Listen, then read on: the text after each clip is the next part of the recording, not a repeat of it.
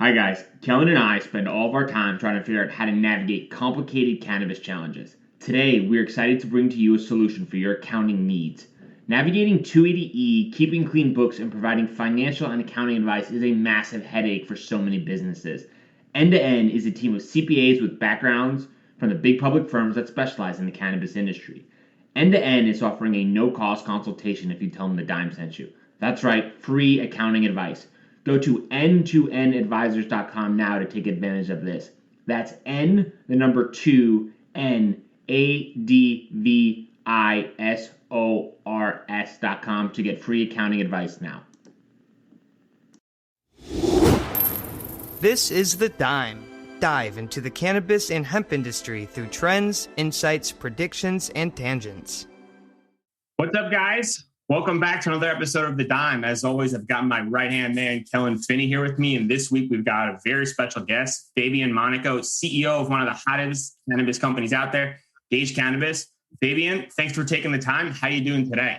Yeah, thanks a lot for having me on. I'm doing great. Appreciate it. So I think before we dive in, I'd love for our listeners to kind of get a little bit about your background and how you got into the cannabis space. For sure. I used to be on the investment banking side of things. I had joined the team that just brought Tweed public. They had brought Tweed, which is obviously now Canopy Growth, public about 5 or 6 months before I joined. I was really lucky. I got to work on a lot of the firsts of the industry, the first acquisition in the industry where Tweed bought Bedrocan, the first IPO, the first $100 million financing. So I was really blessed with those opportunities. And then it kind of just led me more on the merchant banking side of things. And we started Gage a little over 3.5 years ago with two of the pretty much the best operators, at least that I saw. I've been to, I can't even remember how many cultivation assets that I've toured and visited. And just was really impressed with these two operators, the two main co-founders of Gage. And, really took a liking to them and their thought process and their connection to the cannabis culture. And like I said, started it 3.5 years ago. And here we are today. Yeah, and I'm excited to kind of dive into that and some of the concepts and the ideas that Gage has brought to market and some of the amazing opportunities that you've done. So before we dive in, let's start with some of the hardest questions. What is your go-to meal after consuming cannabinoids? I'd probably say a burger. So my background's Italian, so I do love Italian food, but I would say hands down, a good burger is really something I enjoy. Nice cheeseburger. What's your go-to cheeseburger place? In-N-Out? Hey, In-N-Out is great. I try so many all the time and really don't have like one particular favorite, but In-N-Out is most definitely top notch. Shake Shack is right at the bottom of our office, actually, in Troy, Michigan. Really like Shake Shack as well. That sauce is fire. Yeah. Let's dive into some of the questions. Gage, can you share a little bit about the backstory and the value they play in the industry? And then from there, take us into the cookies and the value they play as well. Yeah, so from a Gage standpoint, we really wanted to focus on our brand right off the bat, focused on flower to start as well. Flower is the queen of the industry still. Probably accounts for close to 60% of our sales right now in this quarter. And something we really put a lot of time and effort into. It's not just about, growing a good product. We also put a lot of effort and time into the post-production process. And I think that was what really helped us elevate our brand really quickly. That kind of focus on flower, that kind of category of the value chain of the industry, again, really allowed us to jump to the forefront of branding in Michigan. Our partnership with Cookies, that you brought up, an illustrious brand out of San Francisco, California. We have a great relationship with them. They're the Nike of the space. They're the Red Bull of the space, whatever you want to call it, the Coca-Cola of the space. We've learned so much from them. It's really also helped us elevate our brand to a quasi-similar level in Michigan. And for us, just focusing on the brand to start, and we sell a lot of our, the majority of our product through our retail channels as well. You see a lot of the MSOs kind of take on a more wholesale strategy, which again, I'm not trying to knock that strategy, but for us, we really wanted to control the narrative, control how our consumer was, receiving the product, educate the consumer on how great our product is. And that's really been beneficial for not only expanding the Gage brand in Michigan, but also the Cookies brand. Yeah, the branding on both your sides is incredible. So let's talk about that partnership. How did the origin of that relationship start? And then was that a key decision when going forward with Gage? Yeah, so I think, the two co-founders had a good relationship with Berner. I think they've been talking to him for, probably a good solid 4 or 5 years. finally minted a relationship officially about 2 years ago, signed a 5-year exclusive agreement with the Cookies brand for processing, cultivation, and retail. So really, that's how it all started. They developed the relationship. I mean, Cookies been around for many, many years, kind of nurtured that relationship, showed them who we were, show them the type of quality that we would bring to their brand as well. Because it's so important, especially for brands. When you're picking a partner, even for us, when we pick our contract manufacturing partners that we have in Michigan, we go through a painstaking process. We make sure that those partners are top notch, because the last thing you want to do, you spend so much time, effort, blood, sweat, and tears into a brand, and then you kind of give it to someone else and they tarnish it for you. So I think that, we really developed, or at least Cookies developed that comfort with us as a team, as a company, to say, hey, we were their first partner outside of California. They obviously have a whole variety of partners now across the US, but 2 years ago, we were the first one. We were the first ones to open a cookie store outside of California as well. So there's a lot of trust involved there. And I think we've repaid that trust quite a bit by being, one of their best operators. I definitely agree with that. So let's kind of dive into the day-to-day. Cannabis industry is absolutely exploding. So can you take us through what a normal day-to-day is like for you and how you kind of keep up to date on all the trends in such a hyper-growth industry? Yeah, look, I mean, day-to-day is pretty wild these days, especially, we've been publicly traded now for almost 2 months, or actually a little over 2 months now. A lot of the focus is on capital markets initiatives. The two co-founders are really heavy on the operational side of things. And because the industry is moving so fast, you just always got to be at the forefront, following other brands, seeing what they're doing, what products they're introducing, what kind of flavors of flower your competition is coming out with. Funny enough, keeping a pulse in the kind of, culture of cannabis as well. What are people enjoying? What are they looking for these days? Are they liking gelato strains? Okay, if they like gelato strains and those are popular, let's have a bunch of more of those on our shelves. Or let's start, crossing some of our previous gelato strains together to create a, kind of a new strain and a new flavor for our consumers to have. So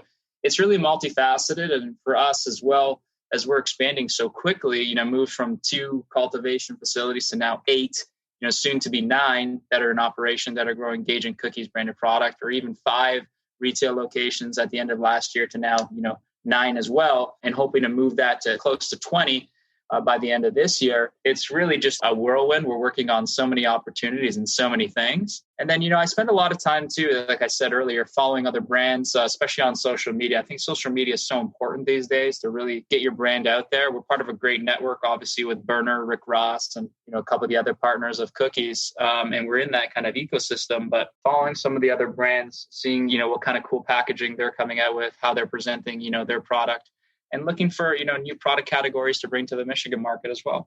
That's really well said. So Kellen, from your side, how do you stay up to date on all the trends and kind of expand on some of the areas that Fabian mentioned? No, and I think that staying up to on all the trends is so important. I mean, this industry changes so quickly. The only way I've been able to do it is just by networking, talking to people, and actively going to dispensaries, different ones as much as you can. I mean, I'm lucky enough to be out in Colorado, a little different than New York, Brian? Soon though, right? Soon.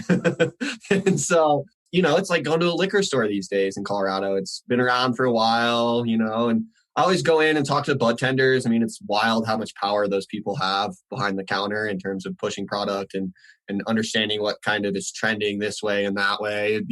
The other thing that I find so interesting is kind of that dynamic between, and you mentioned this, Fabian, in terms of like gelato strain selling and trying to increase that as a product that you can put on the shelves. I mean, that balance has to be so challenging because say it's June and someone wants something that's more attractive for the summer, like a mango or something, right? In terms of a strain, and you react to that. But by the time that it takes a while to grow flower, by the time you can increase inventory in that specific strain, it could be October and the consumer's preference could completely change to, I don't know, like a pumpkin spice or something, right? Like, totally. And so that balance has got to be so challenging. I mean, how do you guys tackle that in all of the different states? Is it kind of like each state operates as its own entity, or do you guys kind of have like an overarching strategy where you're like, okay, across the West Coast, we're going to kind of focus on these main strains?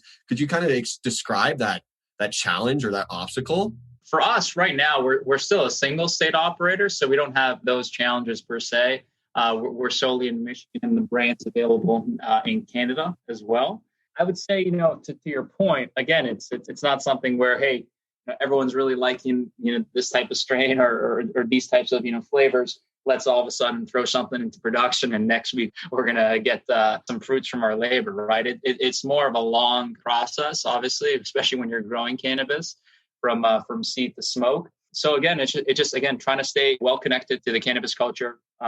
Talking to a variety of operators as well, even sometimes competitors. It's a very inclusive industry, I still find. And yes, you do have fierce competitors, but also it's pretty much a family, and you learn a lot from your competition as well. So I think also, places like Colorado, especially also California, they kind of help drive the trends. So stuff you see in California kind of comes a little bit, later on in some of the other states. And so we're always, watching what, Cookies is doing in California, what's popular there. Okay, blunts are popular. Okay, wow. So blunts are really, really doing well. A lot of the cookie stores in Cali.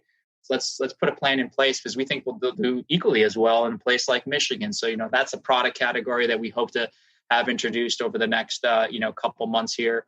And so it's just things like that, right? Really looking to the leader being California, or even places like Colorado where it's a little bit more mature, looking at those trends, because you seem to have a little bit of a lag in some of the other states, especially in Michigan. Not a crazy lag, but again, enough time to really, position yourself properly. This is my favorite question, because I think about this constantly. And from someone in your position, you're the ideal person to ask. Fabian, how do you balance kind of growing the organization in one state or even expanding to other states, as well as optimizing what you're currently doing? How do you balance that relationship? It's not easy. It's not easy at all, right? I'd say that's the most, let's call it, difficult part of the industry. We've had fluctuations in terms of access to capital for quite a few years now. I would say maybe in 2018, things were going pretty well. The 19 hit, went through a little bit of a downturn. First couple months of 2020, those look pretty scary as well. Then now we've had a little bit of a resurgence, especially into the fall, late fall, winter, and obviously earlier on in the year, where cannabis was flying high, obviously on the back of potential regulation. So it's hard, because you're trying to balance out your growth with also your access to capital. Whether you should be refining things within your own current operation in order to boost profitability, boost margins, or whether should be focused on growth, market share, et cetera, right? So it's a fine balance. It's something that you got to really have, keep your pulse on, especially from a funding standpoint. We're well capitalized, really didn't take on any crazy debt or sale leaseback transactions in a material way to potentially hurt the company in the future with tough payment obligations. So again, we've positioned ourselves well, but it's always something we keep our pulse on, just to see, okay, what's access to capital looking like these days? How's the market performing? How's our stock performing?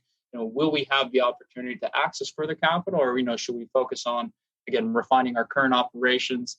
Once capital starts to open up again, then we'll quickly change to focusing on growth. And again, it's not as easy as changing that on the dime, but it's something that's it's really a fine balance at the end of the day. That must be such a challenge to have that dynamic flexibility in your conversations with your leadership team and your day-to-day, with kind of positioning the team, saying, hey, for the next couple of weeks, we're going to focus here. And then, for example, legislation starts to discuss changing, and then there's these new opportunities or states come online. So that balance must be really, really finite, and it must change kind of rapidly. Yeah, no, it does, right? And it can be frustrating too, right? Because our organization, we're approaching, I think, 400 employees now. And obviously people want direction, right? And so sometimes if you're kind of flip-flopping too much, or not staying focused on the grand plan, it can be frustrating, right? And it's something we try to avoid. It's something where we try to stay true to our plan, seeing how we're going to progress over the next couple months, and always have constant interaction with each other as a leadership, amongst the leadership team and the founders, to ensure that we're making the best decisions for the company. But again, that's not always as easy, because at times you got to make tough decisions. Say, hey, I know we're going down this path, guys. I know we've been working really, really hard, but we're going to have to transition quickly here. And sometimes, it's met with disappointment, but, people understand. And I think we've been around now for a couple of years, not as long as some of the MSOs, but, we're approaching, 2 years of operation here over the next couple months. And I think, more and more, just the culture, starts to get ingrained, and people recognize, hey, look, this is an exciting industry. It's really, really fun. but it's also a challenging one. And once you kind of accept the fact that it's going to be challenging, it makes it so much better. Because if you get worked up too much with the small little challenges that arise on a daily basis in this industry, it could really kill you. Yeah, I think that's perfectly said. But let's talk about one of those challenges. I read in one of your investment reports that one of the goals of Gage is to bring 90% of Michigan's population within 30-minute radius, as well as opening one store every month. Is that still the plan? Can you update on us on that? And how actually challenging is that to accomplish in an industry that is looking for people amidst the global pandemic that thankfully we're on the back end, as well as in a really competitive landscape? Let's talk about Anchor. If you haven't heard about Anchor, it's the easiest way to make a podcast. Let me explain. It's free. That's right. No more excuses. Get your lazy ass off the couch. Go start a podcast. There's the creation tool that allows you to record and edit your podcast right from your phone or computer. Once again, no more excuses. Anchor will distribute your podcast for you so it can be heard on Spotify, Apple Podcasts, and many more. Couldn't be easier. Even better, you can make money from your podcast with no minimum listenership. That's right. They're paying us for this ad. Thank you very much, Anchor. Download the free Anchor app or go to anchor.fm to get started now. Yeah, no, look, it's a tough goal. No doubt. It's an aggressive goal, but one that we think we can achieve by the end of the year. Right now, with the portfolio of retail that we have, can reach 90+% of the population within a 1 hour's drive. Really going to want to drive that down to close to 20 locations by the end of the year, and having those 20 locations reach 90+% of the population within a quick 20 to 30 minute drive. I think that last part is important because in Michigan you have dynamic delivery as well, so it really gives you the opportunity to have a pretty robust delivery program. We haven't introduced something like that just yet. We only have about 1 or 2 cars in our portfolio right now that do delivery. Haven't really advertised it much, but just really starting that program and trying to figure out what's the best way to tackle the delivery program in Michigan. And so we'll be rolling that out in Q3. And if we can keep up with the expansion of our retail, we don't have to be someone like a True Leaf to open 80+ stores in Florida. Like obviously Florida's 2.5 times the size of Michigan, maybe even 3 times nowadays. But with that being said, we don't need to open up that many locations in order to achieve same store growth in sales. And so that's a pretty important factor for us. And we've really tried to scatter our retail down to a science to say, hey, once we've established a good solid 20 to 30 locations, which we think is the sweet spot in Michigan, let's make sure we have them properly placed so that we can reach the majority of the population within a quick drive, and vice versa. The majority of the population can actually come to our dispensary if they choose within a quick drive as well. I can only dream of being able to drive to an hour to go get adult use, but soon I have to just be patient. Soon enough, yeah. Now it's like Boston, which is a hike. Sometimes it's worth it though, right? The East Coast, largely untapped. Strategically, there's numerous areas to plant a Gage flag. How do you evaluate each state strategically from a capital standpoint, and how do you know it's worthwhile to, say, go to Maryland or to try to get into New Jersey? Can you take us through how you evaluate new markets and how to think about entering those spaces? Well, it's education first off, right? The first thing we really try to not be overconfident with what we've done in Michigan or what we've done with the brand in Michigan. We really try to educate ourselves. And so we've been doing that over the past couple months, taking a look at the licensing dynamic, taking a look at the players, who the competition is, what makes them special, what, kind of the quality that's, available within various markets. And in some markets, surprisingly, at least us, it's shocking, the quality that they have relative to Michigan. Michigan, you have these phenomenal operators that basically have been in business since the 2008 caregiver program. And with that, you have good competition. So for us, it's encouraging, mainly because we're doing quite well in a quasi-competitive market, maybe not as competitive as a place like California or Colorado, but again, pretty competitive market. And then when we look to other states, again, it's, we try to see how can we perform, we go into dispensaries, take a look, see how they're being run, how they're performing based on how they're being run, to say to ourselves, okay, like this is a really, really well-run dispensary. We may not be able to do much better than this, or the complete opposite, where it's like, wow, like this dispensary is doing exceptionally well, and we know we can do 2 times better here. because they're doing this, this, and this. Not necessarily wrong, but we would change, this, and this. So these are the type of things that we look at to see like what's our best bang for our buck from a shareholder standpoint. We really want to be prudent with shareholder capital. We have been for so long. And, our first acquisition or the first move we have into another state, we want to make sure it's the right one. And again, back to my first point, just education, really educating ourselves so we can make the best decision possible. Do you have a team of individuals or a specific individual that goes and researches those opportunities to kind of provide like a scoring matrix for you and your leadership team on making those decisions? Can you kind of shed some light on how that thought process works? No, I'd say that the leadership team's pretty hands-on. So the two founders, they're really, really hands-on. They're the kind of boots on the ground that are doing most of the diligence work from an operational standpoint and from a market standpoint. Obviously, we have a bunch of finance geeks, so let's call them, and lawyers on our team, and they're going to get really mad that I call them finance geeks. But a bunch of guys on our team to really, obviously drill down into whether it makes sense from a financial standpoint, and obviously from a legal standpoint, we take that counsel very seriously to say, hey, what is the path of least resistance to, getting a deal done in state X or state Y?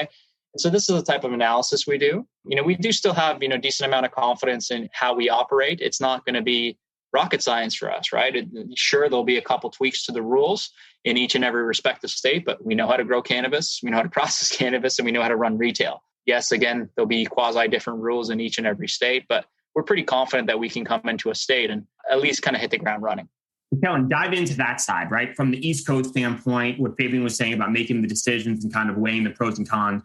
When you're here on the East Coast, obviously it's very different in California and Colorado. So how would you go about that approach as well?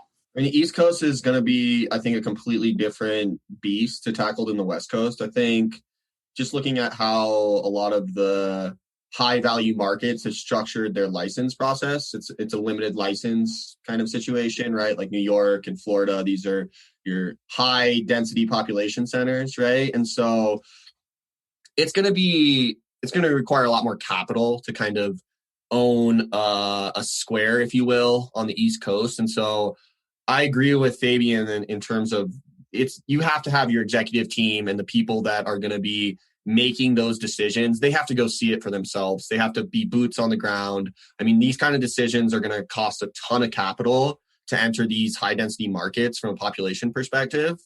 And in order to make sure that you're making the best decision you possibly can, you're going to need to go experience it and get your hands-on exposure to those markets and see what the medical space has been doing and kind of make friends with that whole community there as well. Because a lot of it has to do with the bud tenders once the whole thing gets up and going and kind of what products they push and kind of the culture of what's being talked about. And so it's going to be a lot more challenging than kind of the West Coast and like, for instance, like Washington, right? State of Washington, if you will. They gave out anyone that wanted a license could go get a license. And you just saw so many brands that as a consumer, when you entered a dispensary 3-4 years ago, even nowadays, there's 2,500 different products on the shelf. Like, how are you supposed to get brand recognition if you're in a marketplace like that? But the barrier to entry was a lot simpler versus the East Coast. There's going to be significantly less brands on the shelf.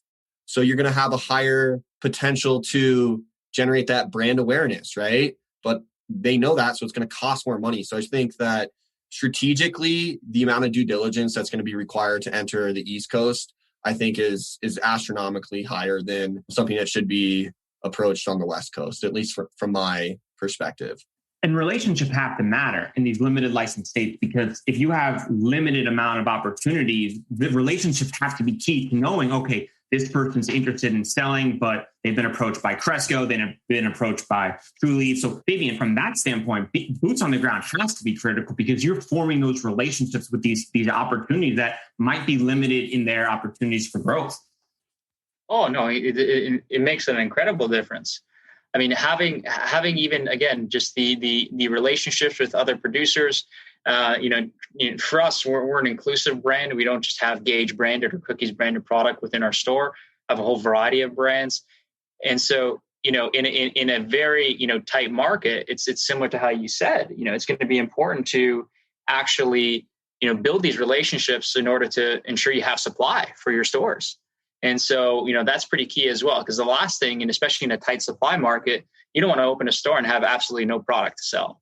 No, it sounds like a complete disaster.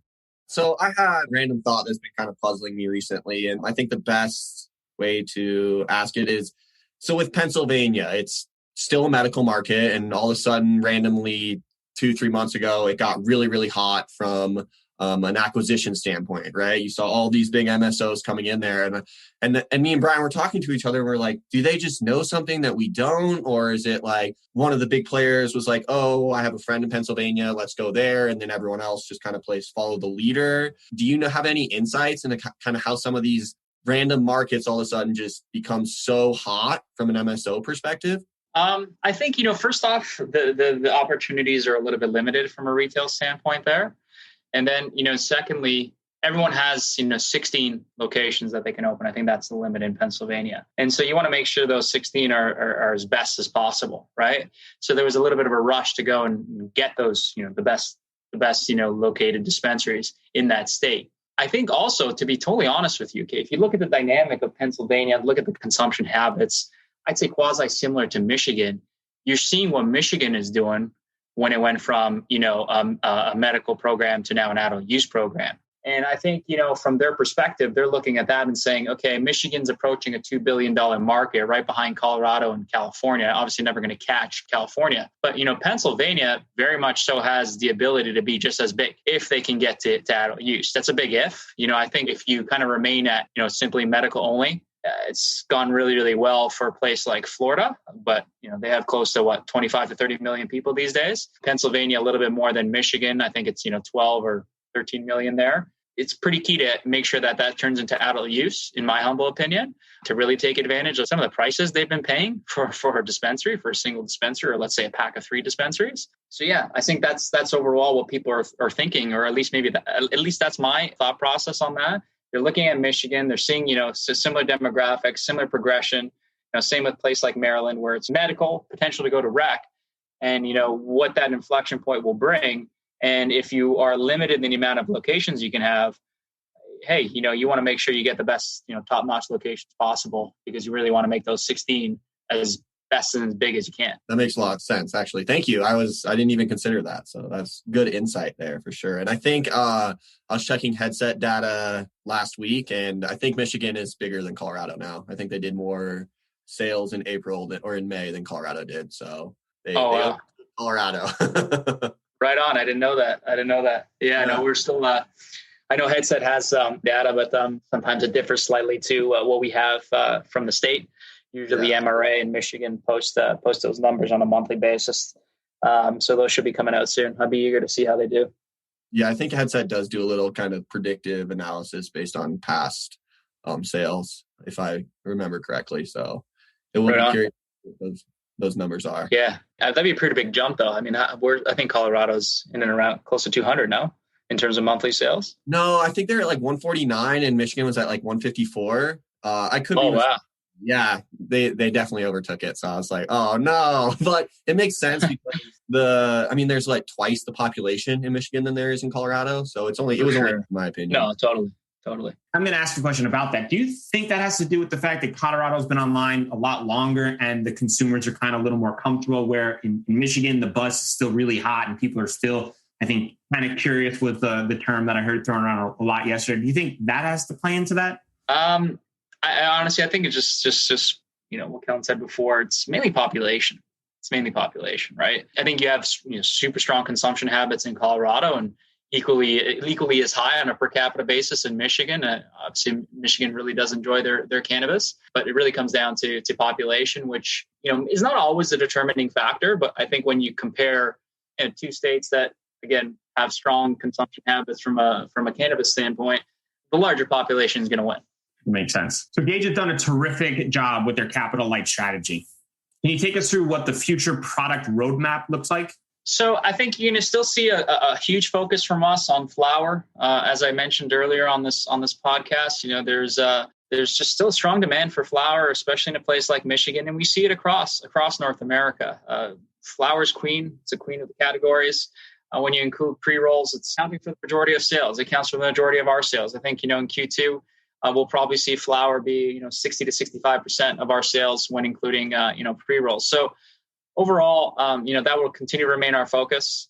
With our expansion, with our contract manufacturers, as you mentioned, the capital light model, and basically bringing our own product to our shelves, Gage and Cookies branded products, from a flower standpoint, on our shelves for essentially zero cost to us. We don't pay for the CapEx of these facilities. We don't pay for the OpEx. They pay for our packaging, our testing, and our secure transporting in Michigan. It's a great way to expand, your flavor offering as well. Right now, we've jumped to, in this quarter, we had about, 15 or so flavors in production in Q1. Have now jumped to 30. So pretty big, broad jump for us as a company. And that includes both Gage and Cookies branded flower. We want to continue to expand that. Try to get to as many varieties as possible. And yes, of course, that does create a little bit of headaches when it comes to, just supply chain and things along those lines. But it's what the consumer wants, right? It's what people are looking for. Everyone's always excited to, try a new flavor, try a new cross of something. And it's something that we'll probably focus on in the near term now that we have the cultivation capacity to do it. We'll probably be, when you include our contract manufacturer, the number one cultivator in Michigan. And if we can be the number one producer of flower and ensure that we're also, the best in terms of variety, it's going to be a big win-win situation, I think, for both us and both, for the consumer as well. Yeah, and to kind of pair that, the brand loyalty with the relationships and the awareness, plus in the strategic positioning and being accessible, can really make that kind of loyalty factor with the consumer long term. And I think you're really nailing that. Yeah, appreciate that.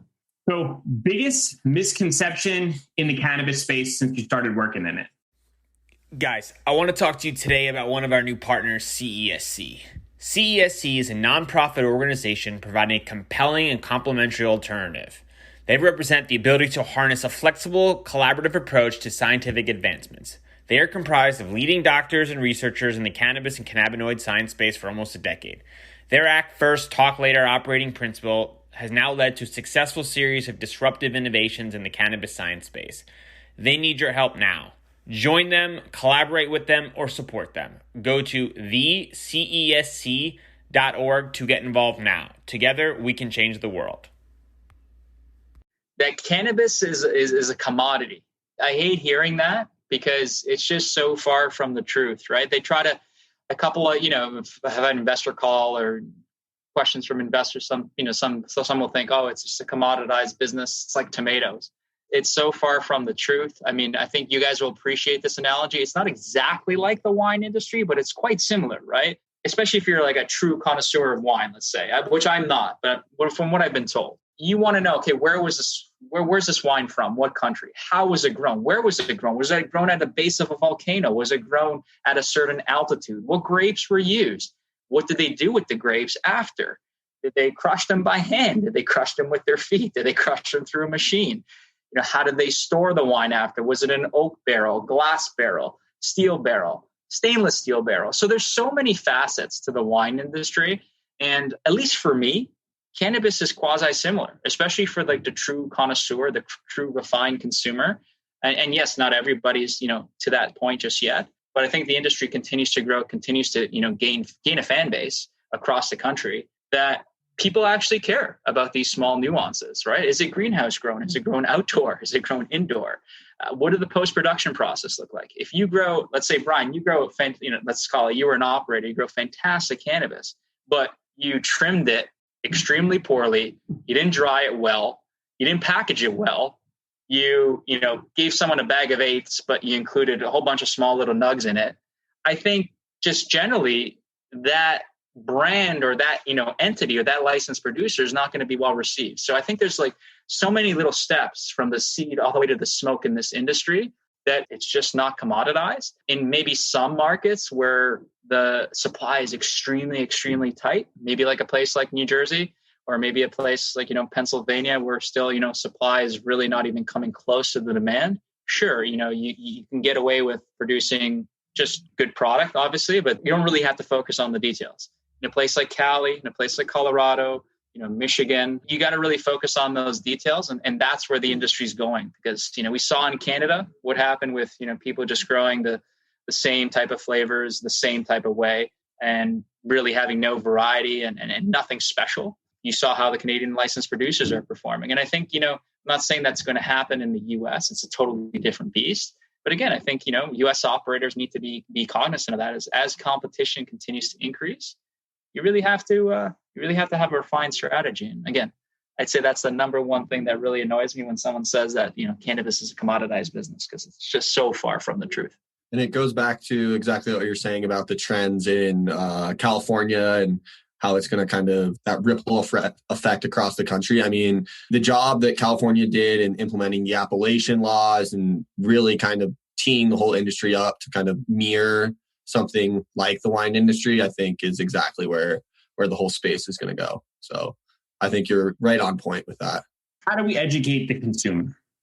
There's so many variables you were just describing, Fabian, but how does a consumer who's kind of curious, walks into a dispensary for, let's say, the first or second time, he's overwhelmed by the 9 million options, where do they start? Is it on the brands? Is it on the bud tenders? Is it a combination of both? How do they get educated on all the characteristics of the plant? Because like you were saying, it is incredible, but there are so many layers to the product. At least from my perspective, especially for the new consumer, edibles, are always a good introduction. Basically, see how your body reacts, see how you feel, when you consume that type of product. Obviously, drinks, not as popular, but, potentially another method for a new consumer. Pre-rolls is, if you want to obviously have a joint, pre-rolls are obviously a perfect way to get introduced to the industry. Again, it's something that you really need to cater to people's tastes. Some people don't want to smoke anything, right? So you have to educate them on the other varieties in terms of consuming. Some are, totally comfortable with smoking, and obviously you can introduce them to, that type of category, and obviously all the flavors that you have in a proper way. But I think overall, it's really just finding out, what does the consumer want? What are they looking for to start? And then catering to that consumer. And that's how we approach, our new, let's call it fan base that comes to our brand and says, hey, I'm a new user, what can I try? You try to ease them into it, right? Because the last thing you want, especially, for this industry, is someone to get turned off right away, right? We already have to deal with so much adversity, right? So if we can win over, one person at a time and, make sure that they truly and fully appreciate what this industry has to offer from not only a personal standpoint, but just generally in terms of job creation, taxes, et cetera. And, just easing up on the kind of, let's call it, I don't even know how to say, even on the regulatory side of things, to just make things so much easier for this industry so it can really blossom. We need all the positives we can get. Bill, did you have something to add? I mean, it's already a steep hill that we're climbing as far as social stigma goes, that it'd be nice if they could throw us a bone as far as regulatory aspects go as well. It's tough fighting that battle on both fronts. Totally. It's not easy. We already have to deal with so much and, grow in such a constrained environment. And it's such a cash heavy business still, right? I can't wait for the day to, kind of go into any dispensary you want and really just put your Amex down or your Visa down and just, be able to purchase the product. I think that will even bring some growth to the industry as well, just in terms of, again, if someone comes to a dispensary, they have a certain amount in their pocket. And again, not to try to entice someone to spend more than they should. But again, they have a certain amount in their pocket. If they see, oh, wow, you have a new flavor there. I was just going to come here, just for my go-to. But I see you have this new flavor. If it's such a cash-heavy business, so you're like, okay, well, I don't have, that much cash in my pocket. So the ability, it's just like anything else, right? If you're going to buy a bottle of wine or, some beer at the corner liquor store, right? If you only had a certain amount in your pocket, but you actually wanted to buy something else or try something new to help, expand, what you're looking for, you can do that easily, right? You can just say, okay, I'm just going to put it on my card. So, these small little nuances people think don't really, affect the industry, but they do. They weigh down on the industry, the lack of access to banking, not, being able to list on a U.S. recognized exchange. Again, it sounds like, well, it's more of a stock and capital markets thing. Well, it's like, well, no, not really. It's an access to capital thing, right? Get better access to capital for these cannabis companies. The more they can grow, the more jobs they can create, and the bigger and better the industry gets. Everything is harder in cannabis, and I think you perfectly said it. So before we do predictions, we ask all of our guests 2 questions. If you could sum up your experience in the cannabinoid space into one main takeaway or lesson learned to pass on to the next generation, what would that be? work really, really hard. Work really, really hard because again, it's not and be ready for the challenges. At least in this day and age, right? Like we just talked about the challenges of regulations. There's a whole variety of operational challenges as well. It's still still hard to attract good quality people to the industry. Not saying that we don't already have good quality people in this industry from a employment standpoint, but to really attract top-notch quality people, people still have this stigma towards the industry, so it's a little tough, right? So you got to be prepared for the challenges, you got to be prepared for the ups and downs, because they're going to be plenty. But if you can stay the course, I think those that come out on the other side, when hopefully things get a little bit easier for us as companies from a whole variety of angles, those are going to be the true winners. That's for sure. The last time you consumed any cannabinoids? Probably 2 nights ago. I had an edible before I went to sleep. I find, edibles really help me sleep, especially these days where, things are always high stress, at least for me, being a newly publicly traded company here in Canada. You got to be on top of your game all the time. And sometimes, like anyone else, it gets to you. So if I have a nice edible 30 minutes before I go to sleep, it usually means I'm going to have a nice sleep, at least for me. Yeah, that used to be my go-to. And as a new father, man, do I miss sleep. So it's nice to hear that you're doing better. You're doing better there. Congratulations. Congratulations. Thank you. My kids are a tad older, but they still wake up bright and early. My son, he's turning 2. He woke up at 6 a.m. today. So it was a little bit of a rough start to the day. Listen, 6 a.m. is like our 4th wake up. I'm 10 days in and it's like a 2-hour hazing session we're going through. So yeah, you got a big hill to climb still. Yeah. And all I see is my sleeping cannabinoids on my desk. And I'm like, man, would I take one of these in a heartbeat? But then I don't know what would happen. You'll sleep for days. My wife will kill me. Then that'll be it for us. Exactly. So prediction time. 10 years from now, which product category will be the biggest by sales? 10 years. I think it's going to be neck and neck between flower and edibles. Yeah, neck and neck between flower and edibles. I think, edibles will continue to gain ground. Not so sure on the drinks. Still not sold on the drinks and beverages. But yeah, no, I think edibles is a great category. It's gaining a lot of steam. It's an easy way to consume as well. Very, very easy. It's time efficient, obviously, as well. I would say very, very, very close, but I still love flower. So I'm going to say flower. That's my final answer. Kellen?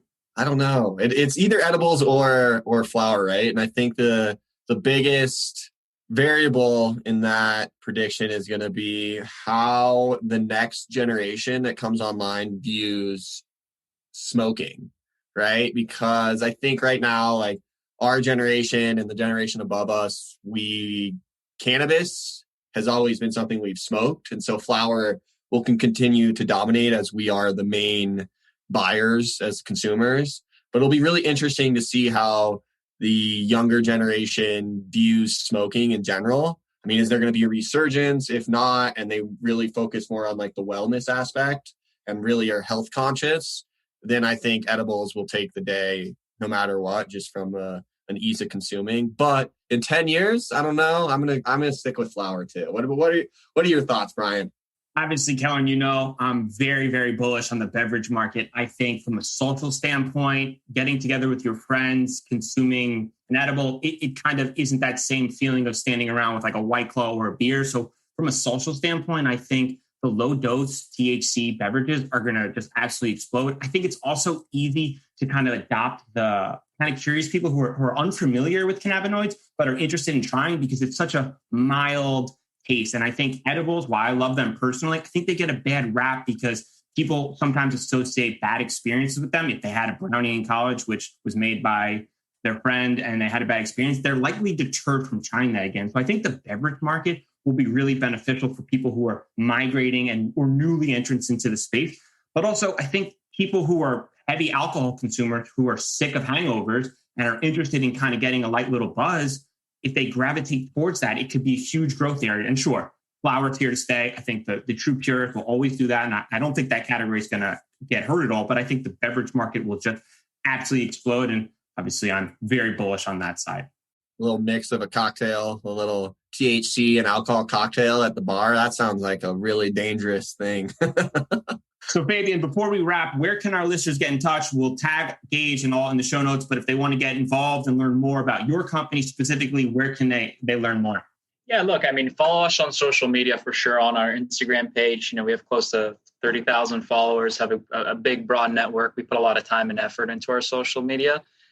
Really, it's a great place to also see, what we've come out with in terms of, new flower, new flavors, et cetera, and new product lines. So that, just follow us at Gage Cannabis. Go to our website, gagecannabis.com as well. Again, that's gagecannabis.com. If you have any investor, questions, email us at ir@gageusa.com. Again, that's ir@gageusa.com. Obviously, we trade on the Canadian Securities Exchange under the symbol GAGE, and on the OTC in the US on the pink sheets for now under the symbol GAEGF. We appreciate you taking the time and looking forward to seeing you migrate to the East Coast and continuing to dominate in Michigan. Appreciate it, guys. Thanks a lot for having me on. Thanks for the time.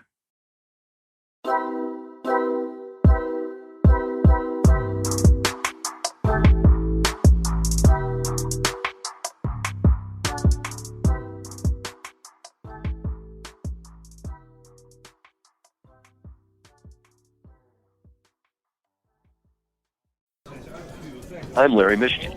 I'd like to invite you to join Jim, Marty, and me on our weekly podcast, The Deadhead Cannabis Show. Each week we explore the latest cannabis and jam band news and reminisce with other cannabis industry deadheads and jam band aficionados about the great musical acts that we've seen and heard. Check out a new episode every Monday at mjbulls.com or wherever you listen to podcasts.